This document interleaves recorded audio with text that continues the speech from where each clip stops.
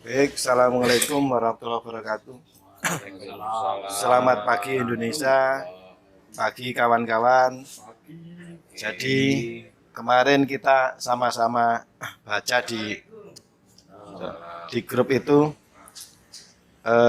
ada SE ya dari Menteri, nomornya panjang ini, 383 lah, 383. Intinya tentang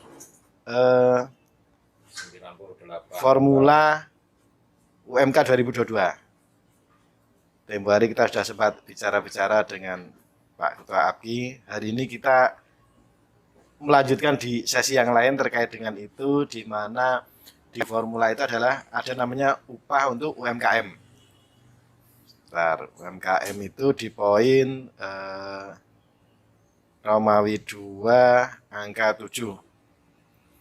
Jadi nih, biar kita sama-sama ingat, tak bacakan. Usaha mikro dan usaha kecil harus memenuhi kriteria tertentu yang ditetapkan dalam Peraturan Pemerintah Nomor 7 Tahun 2021 tentang kemudahan, perlindungan dan pemberdayaan koperasi dan usaha mikro, kecil dan menengah, serta wajib mempertimbangkan faktor berikut. Pertama, mengandalkan sumber daya tradisional atau tidak bergerak pada usaha berteknologi tinggi dan tidak padat modal. Kemudian dengan poin ini adalah ada poin lain yang lebih krusial, yaitu boleh bersepakat.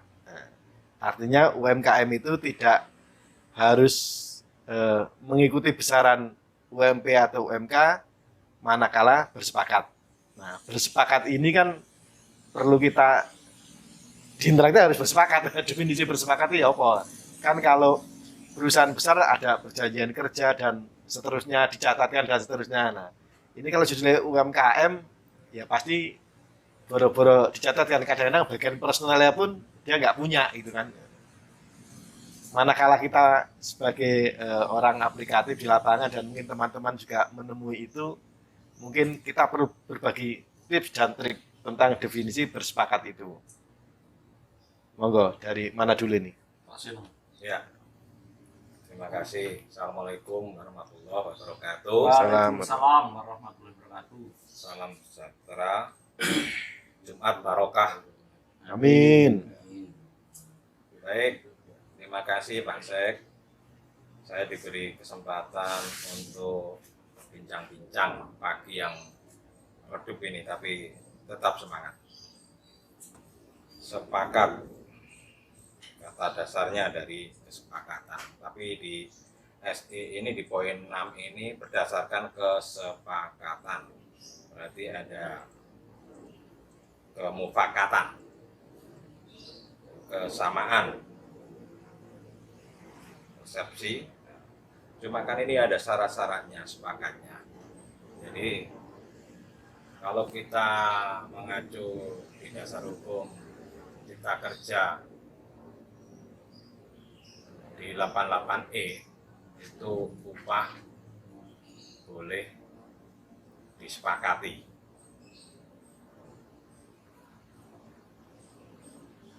Kalimat intinya seperti itu. Cuma saya sampai hari ini memang masih bertanya-tanya, untuk siapa? Ternyata ini terjawab di SE 383 ya. Maksudnya tadi 381 no? 38 Oh, 383 betul. 383 ya kan.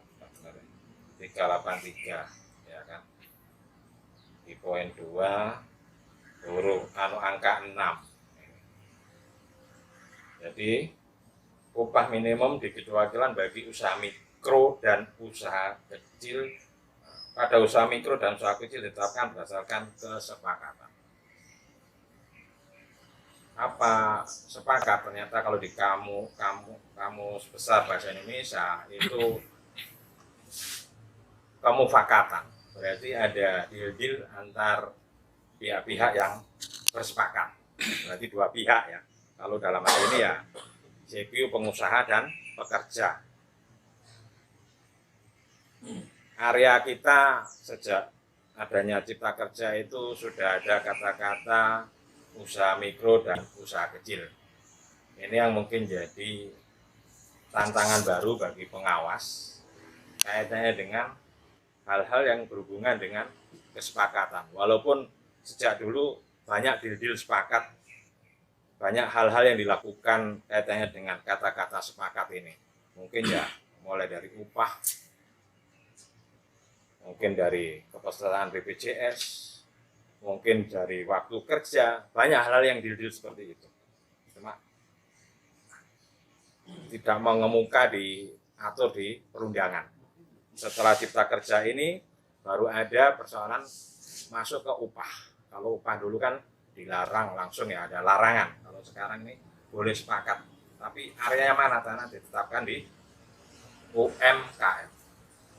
Yang area ini tidak ada satupun pengawas yang pernah masuk.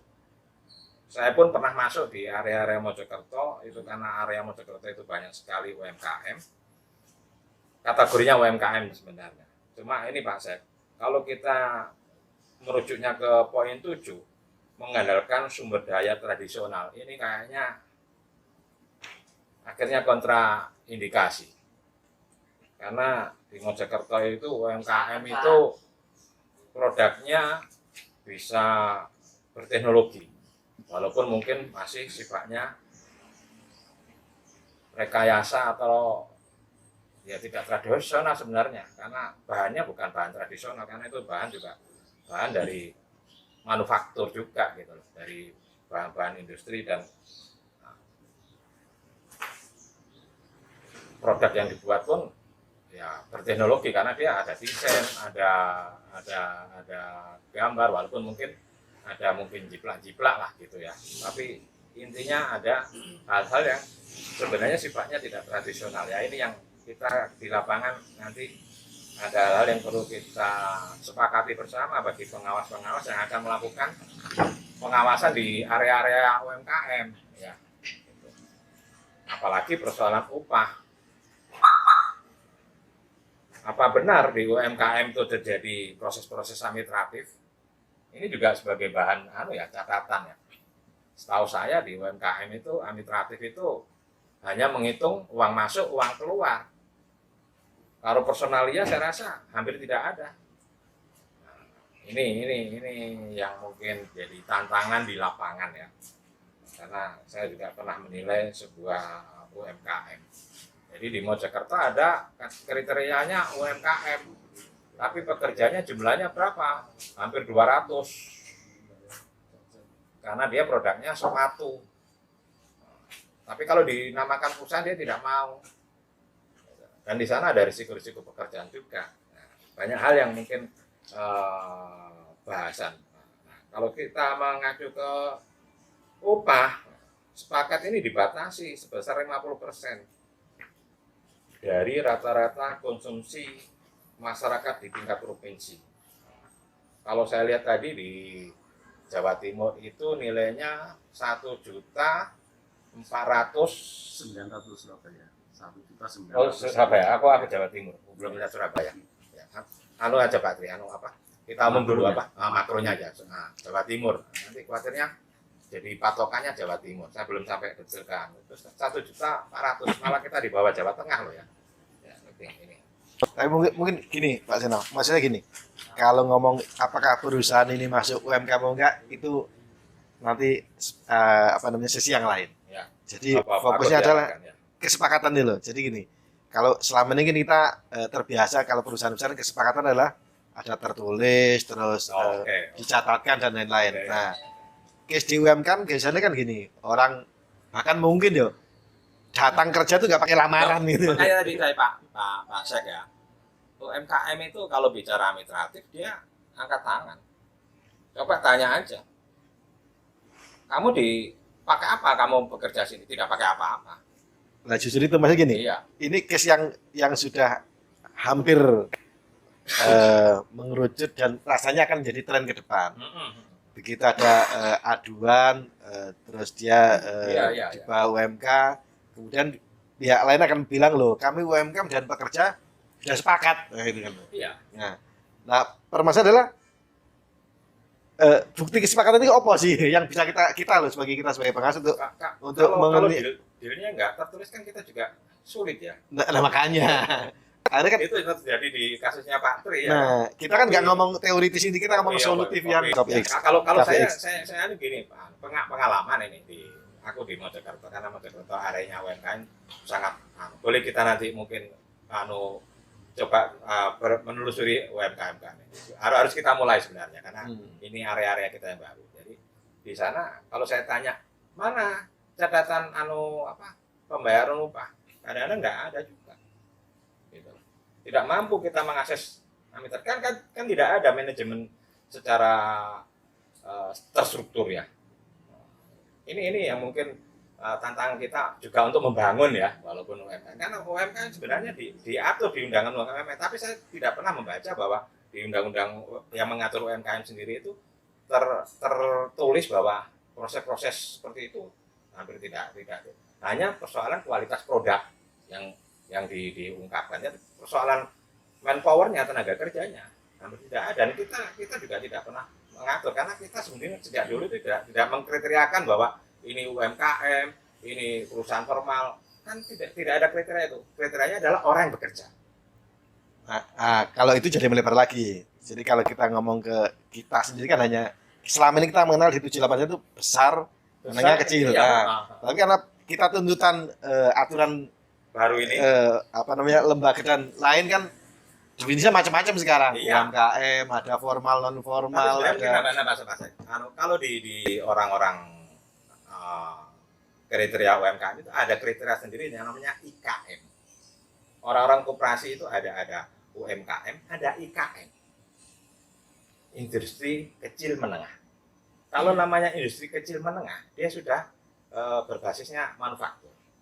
Jadi ada hal-hal yang saya menambahin karena saya juga pernah diskusi dengan orang yang tanggung jawab instansinya di persoalan UMKM. Tapi kalau UMKM memang kriterianya itu teknologi tadi hampir tidak ada. Nah, cuma orang menyebutnya akhirnya jambul. Terjadilah kebiahuyan namanya UMKM. Tapi kalau di area-area koperasi itu dibedakan antara UMKM sama IKM. Beda. Ternyata beda. Oke. Sekarang kembali ke ini juga mungkin buat menambahi tadi. Kembali ke kita berpersepsi itu lebih ada tambahan lah gitu ya. Betul. Jadi tidak mengecil saja. Biar wawasannya terbuka lebar. Ya. Tapi kembali ke tema pokok tadi adalah ini kita berdasarkan case yang sudah kita temui kan. Jadi kalau ngomong contoh gini, temuan upah 2 UMK. Ya. Ini kan salah satu pihak akan berhasil loh kita UMKM sudah bersepakat. Ya. Begitu tidak lolos dengan jeratan tanda kutip ya. UMKM ada lagi. Ini kan masih COVID, boleh disepakati. Nah, makanya. Jadi makanya kita fokus ke upah. Kesepakatan itu loh. Ya. Tambahin Pak Seno. Ayo silakan. Yang saya tambahin ini lebih ke arah yang sudah dilakukan sekarang. Nah, betul. Yang aplikatif. Terjadi ya. Jadi bahasanya kan begini. Upah itu wajib UMK. Dikecualikan. Ini Undang-Undang 11. Betul. Amanat undang-undang itu dikecualikan untuk yang perusahaan mikro. Nah, mikro itu apa batasannya? Batasannya di permodalan. Jadi kalau Pak Seno jelaskan panjang lebar tadi benar, cuman dalam hal ini undang-undang ini mengamanahkannya dasarnya permodalan. Ketika dapat izin mikro, ya itu yang dipakai. Itu yang pertama. Yang kedua, soal pengupahannya, bahwa bisa 50% dari ketentuan yang sudah dihitung lagi. Jadi ada cara menghitung lagi. Ini tidak serta-merta dari UMP atau UMK, tapi dari basis kemiskinan. BPS. Ya. Di SE itu diatur nih, di SE itu ada. SE-nya ada tarif SE-nya diatur itu, tapi belum satu pun pengawas yang membaca. Menghitungnya belum. Nah, yang itu malah mau katanya jodoh. Terus yang ketiga, ketika terkait kasus ini sudah digelar perkara, ada bahasan tentang kesepakatan tadi. Menurut dari akademisi para ahli ya, bahwa kesepakatan itu termasuk kesepakatan lisan. Pribadi saya sebenarnya nggak sepakat, tapi karena ini hasil putusan gelar menyatakan itu dan petunjuk Pak Kadis, sudahlah yang mikro itu ikuti saja ini. Bahasanya tetap kembali hanya yang mikro. Soalnya ini akan bisa celaka dengan bahasa kesepakatan itu boleh lisan ketika dibawa ke perusahaan yang lain. Manufaktur. Iya. Nah, artinya kan UMK nggak berlaku jadinya. Padahal maksudnya bukan begitu. Ini pengecualian, hanya pengecualian untuk yang itu. Dan yang ketiga ada lagi yang dari SE Menteri itu, yang kaitannya dengan COVID bahwa boleh disepakati. Kalau itu saya mengasumsikan harus tertulis. Ya, karena perusahaan sudah terstruktur dan manajemen ada ya. Itu. Nah, tapi kan kalau bahasa ini kan nggak boleh begitu. Ya. Kalau untuk ini lisan boleh. Boleh. Kalau yang untuk ini nggak boleh lisan. Ini yang saya sendiri juga masih ada ganjalan di hati yang perlu lebih. Betul. Di kita itu setidaknya pengawas Jatim khususnya Harus bersepakat lah. Harus sepakat. Sepakatnya kayak apa? Iya. Jadi bukan nanti Pak Seno buat begini Betul, boleh. betul. Ketika saya laksanakan jadi nggak boleh. Nggak boleh. Nah ini kan yang nanti artinya faktor-faktor kepastian hukumnya jadi nggak jelas. Jadi Sama gini, ini mungkin. sebentar. Ah. Jadi saya underline dulu.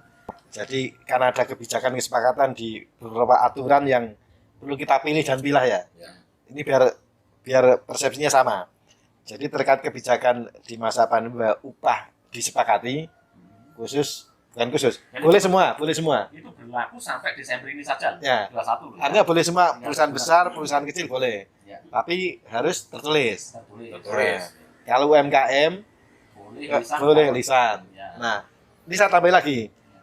Boleh lisan atau gini. Kadang-kadang kan UMKM itu, saya bayangin UMKM salah satunya ini mungkin apa ya, di dekat saya itu ada usaha kerajinan, contohnya bengkel las, pager di tempat saya. UMKM itu, walaupun mungkin coba ya, tapi karyanya akeh, karyanya 10. Kadang-kadang kerja aja, mungkin dia nggak tahu nanti akan dibayar berapa, nggak ngerti gitu. Akhir bulan, loh kok terimanya segini. Itu begitu dia terima, terus boleh nggak? Loh aku nggak suka dengan gaji segini. Ya. Atau gimana Itu yang mau paham ya. Jadi gini, saya pernah gelar kasus juga perkara hal-hal yang diterimakan, tapi itu di luar normatif. Ya upah, CP upah. Ya. Jadi kata Bu Arsi, apapun bentuknya, kalau sudah diterima ya, baik itu ngerundul dalam hati, tapi tidak diekspos keluar, itu bagian dari sepakat. Tapi saya setuju menggarisbawahi, sekarang kriteria sepakat itu memang harus dipisahkan antara perusahaan besar manufaktur sama perusahaan, ya aku ngomong informal saja lah, karena kadang-kadang ada perusahaan yang manajemennya ya seperti Mas Aris tadi, Pak Sek ngomong tukang las tapi karyawan bisa 20. Nah. UMKM di Mojokerto bisa 150. Tapi manajemennya tidak ada sama sekali ya. Ini juga harus internal kita ya sebenarnya. Saya setuju Pak. Pak Aman. Oh. Ini senior ya perlu ini. Dengan pengalaman itu. Terima kasih pada teman-teman memberi kesempatan perihal kesepakatan. Makanya yang perlu kita garis bawahi untuk kesepakatan ini adalah materinya dulu. Materi Ya. upah yang. Upah ini biar nggak ada kesenjangan atau tidak ada kecemburuan. Awal kita buat kesepakatan perihal upah ini adalah hasil perolehan. Ada standar. Ini perlu ada keterbukaan antara manajemen dan para pekerja. Ini kebiasaan yang tak peroleh. Mari monggo misalnya para pengusaha yang lain, misalnya ini jadi contoh kan. Kalau kita buat sepakat akhirnya apa? Akan terjadi ketidakpuasan. Akhirnya apa? Wah, uang tak peroleh itu sekian banyak, tapi pada akhirnya yang saya dapat kok seperti ini. Jadi sebetulnya materinya kita kupas dulu Pak Aris. Kan ini bahas kesepakatan. Iya. Secara bahasa dulu. Iya. Kesepakatan itu kan ada keterkaitan dengan perolehan hasil. Sehingga ada kepuasan antara pemberi kerja dan pekerja. Tapi mungkin gini, Pak Taman. Kita mengajarnya berbasis dari kondisi di lapangan dan mungkin yang biasa kita temui. Artinya gini, kalau yang ranah teori tak pikir semua pihak sebenarnya paham ya. Cuman begitu ranah aplikasi kan tanda kutip wong pinter terus minteri sing gak pati pinter gitu kan. Nah, disitulah peran kita untuk jangan melu dipinteri ya. Terkait kesepakatan, balik lagi kesepakatan itu terminologi yang lama itu pasti kita menganggap kalau nama kesepakatan ya tertulis terus bahkan kita aturan lama ini contohnya kesepakatan PKWT kan harus dicatatkan malah itu kan. Nah, jadi kesepakatan upah ini kan hanya bilang ada kesepakatan. Nah, tadi ada definisi kesepakatan lisan nggak tertulis. Nah, lisan itu apakah harus ada apa ya akad di depan ya? Nanti akhir bulan sampai tak gaji segini atau ujuk-ujuk tadi begitu akhir bulan kok dikasih amplop isinya kok cuma saat ini ya itu. Memang Apa itu dianggap sepakat juga itu? memang problem di lapangan ya itu Pak Syekh ya kan. Karena orang itu orientasinya bekerja supaya mendapatkan penghasilan. Kadang-kadang karena dia sudah bersyukur dapat pekerjaan, hal-hal yang sekiranya norma-norma harus terjadi diabaikan. Karena dia tuntutannya hanya uang. Sebenarnya itu sih sebenarnya. Cuman Tugas ada kita kan perlindungan ya, upah. makanya. Nah sekarang kalau dibawa ke perusahaan-perusahaan perlindungan, tugas berat kita adalah mengarahkan, membimbing, membina. Ya. Ini yang sulit karena merubah mindset ya, menata manajemen. Karena harus di stressingkan bahwa UMKM itu tidak berteori dan tidak bermanajemen. Dia hanya sifat-sifat yang sifatnya subjektif, penguasa bahwa saya adalah juragan ya, namanya juragan. Awak mulai gak seneng ya wes aja kerja nduk ini. Itu sejak awal sudah terjadi saya rasa hukum alamnya di UMKM. Makanya sebenarnya masyarakat di tatanan kriteria UMKM itu juga dia tidak mengkriteriakan diri apabila dia harus upahnya harus. Saya rasa tidak ada aspek-aspek itu. Karena secara tradisional memang kesepakatan ini sudah deal sejak awal dan itu pasti getok tular. Karena apa? Pekerja itu pasti membawa apabila juragan ini memerlukan pekerja pasti digetok tularkan di antar pekerja. Dia membawa orang nanti. Atau gini, mungkin gini. Ini emang Atau hal-hal yang sifatnya putting of system dibawa pulang. Nah, ini juga iya karena Ya, itu itu- tetap ada hubungan kerja ya. itu case lain lagi. Maksudnya gini. Contoh gini, ini lebih ke aplikasi lagi ya. Ke arah tindakan kita. Nah, kita dapat pengaduan nih, Ya. pengaduan. Hmm. Kan biasanya kita panggil nih. Ya. Ya, terus pasti pihak pekerja bilang, "Saya upahnya di bawah UMK." Pihak sana pasti bilang, "Loh, ini udah sepakat kok." Nah, maksud saya tuh yang pingin kita melihat dari yang pertama kita justifikasi itu berarti ada poin-poinnya kan. Kalau tertulis wis beres lu. Oh, berarti sah karena tertulis. Nah, repotnya tadi kan Tidak tertulisnya. tidak tertulis terus si pengusaha bilang udah sepakat, pekerja bilang loh aku nggak sepakat gitu loh. Tapi udah diterima gitu ya, kan. makanya Pak Syekh, kalau kita sulit untuk mendetek karena itu sejak awal pasti sulit untuk dihindari terjadi pasti karena itu tadi ada kebutuhan gitu loh untuk mendapatkan uang ya. Orang kalau dalam kondisi tidak mendapatkan uang kan apapun yang terjadi kan untuk mendapatkan uang kan ya apa dia nggak akan gerundel di dalam hati akhirnya kan itu. Nah, Bukan maksudnya persoalan kita kan sebenarnya mengeliminir hal-hal itu bagaimana tidak menjadi ya tugas kita yang berat juga ini kan gitu ya. Jadi gini, kalau Ya, dikembalikan iya, ke undang-undang kan ketika kesepakatan di bawah ketentuan maka bakal didukung, betul. ya kan? Nah ini kan juga harus digarisbawahi dulu. Ternyata dalam undang-undang juga mengecualikan khusus upah ini untuk perusahaan UMKM dikecualikan. Boleh bersepakat. di bawah- Nah, Iya, Boleh di iya, bawah iya. undang-undang dengan kesepakatan. Iya. Itu masih dengan ketentuan lain juga, Iya. dengan hitung-hitungan BPS tadi. Artinya sebenarnya tindakan kita itu mau pilih mana? Mau pilih yang pertama bahwa kesepakatan di bawah ketentuan itu batal, atau kita milih pengecualian tadi. Soalnya ini akan jadi mati langkahnya itu di pengawas semua ini. Kalau saya maksudnya di poin 6 tadi ada kriteria minimal 50% itu Dari- masuk ke situ ya. Tetap Artinya dihitung pengawas tadi ya. Dihitung kira-kira masuk enggak. Kalau Saya nggak rasa masuk disuruh nambah atau dikenakan. Iya, persoalannya gini, begitu di lapangan dihitung, loh keluyan, loh berarti aku bisa modern. Nah, itu juga jadi problem nantinya. Kalau kita membuat rumusan-rumusan seperti itu ditangkap oleh seorang pengusaha yang notabene tidak pernah melakukan penghitungan itu. Gitu loh. Atau mungkin rasanya ini kayaknya kita belum bisa menyimpulkan untuk di sesi ini ya. Iya. Ini masih terlalu luas. Karena gini Pak Aris, Mungkin harus kita ini nggak pernah, ini kan case yang di Surabaya yang pertama mungkin ya.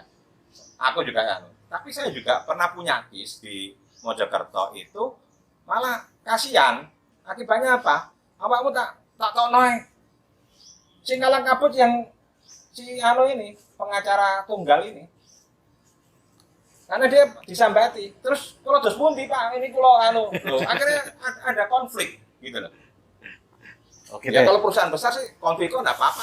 Tapi ini hal-hal yang kecil Pak dos pundi kalau beji kan mboten nyambut sama nih kalau mboten Nah, ini juga perlu kita catat juga gitu loh. Tapi kalau saya melihat area-area upah saat ini di area-area tradisional itu saya rasa sudah lebih baik lah ya. Gitu. Karena itu juga dia pasti berpikir atau memang kis-kis ini tidak pernah ada yang melihat ya. Perusahaan besar kan mungkin melihat ya. Ya UMKM ini. Makanya kalau saya harusnya ada Pak Tri mungkin selaku ketua API ada hal-hal yang harus kita lakukan. Ayo UMKM kita ya bahasanya operasi lah gitu ya. Mampu enggak kita? Baik. Oke, Ya, oke. untuk apa? Ya ini tadi menjawab hal-hal yang kita sendiri hari ini tidak mampu menyimpulkan, pasti tidak mampu karena kita kisnya minim gitu loh. Baik, oke. Pak Seno, Pak Rahman, Pak Tri, dan kawan-kawan semua. Jadi, pembicaraan kita pagi ini, saya tidak bermaksud menyimpulkan, tapi memberikan wacana untuk teman-teman semua. Ya. Mari kita sama-sama berwacana, sehingga nanti kita menemukan kesepakatan di dalam kesepakatan. Ya. Artinya kesepakatan itu masih belum bisa kita simpulkan. Iya, iya. Tentunya teman-teman punya Dan perlu gini Pak, wacana yang lebih luas lagi. trik-trik nanti kalau kita melakukan pemeriksaan atau pengawasan ke unit UMKM. Karena areanya sudah dikatakan UMKM. Kita sudah Oke. ada legalisasi untuk bicara UMKM gitu loh. Oke. Dulu kan enggak ya. Ya itu. Oke, terima kasih teman-teman. Tetap ikuti perbincangan para pejabat teras di episode-episode berikutnya yang semoga selalu menginspirasi untuk kita semua. Minimal untuk saya lah kalau sampean nggak mau. Ya, Selamat untuk saya. pagi Indonesia. Assalamualaikum warahmatullahi wabarakatuh. Waalaikumsalam.